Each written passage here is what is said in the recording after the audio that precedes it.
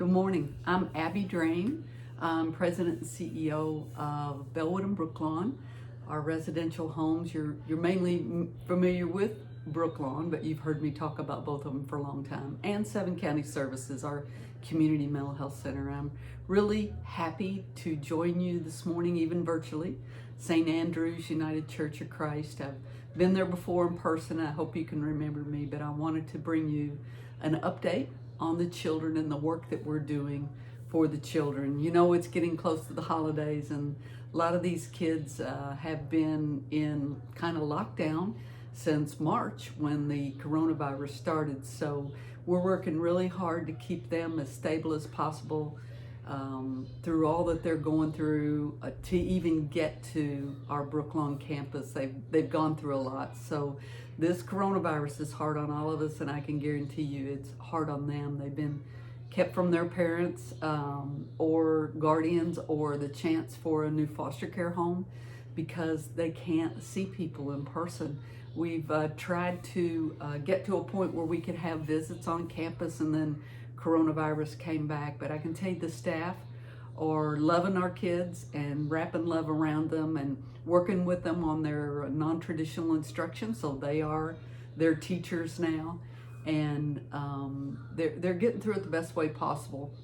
The good thing about it is they have lots of counselors and folks around them that love and care about them and are talking to them about what's going on in the world. So we want you to know that. We have a pretty full house. We can hold 150 kids on our two campuses, about 100 on Brooklawn. Our schools are not really in service at this time because the teachers from JCPS, they've been homebound and not coming on campus. We've had a couple of breakouts of COVID. I can tell you a couple of the cottages and many of the kids, around 20, have gotten the COVID virus along with our staff and have made it through those hard times. The kids aren't really showing any symptoms, but like you, we don't know what the long-term impact of this is going to be. I can tell you we're gearing up for Thanksgiving and Christmas. This year, Thanksgiving is not going to be as one big family where we have 150 of the kids come in all dressed up in their little suits and ties, and the little girls dressed up in their nice Sunday dresses and their hair's done. We're going to have to do that inside each cottage, and we're trying to raise money to provide that meal for each of the children that are there on Thanksgiving and the staff that need to be around them so that they can have a Thanksgiving meal as we usually do, but in a smaller setting. We're also, you don't have birthdays going on because kids have birthdays this time of year.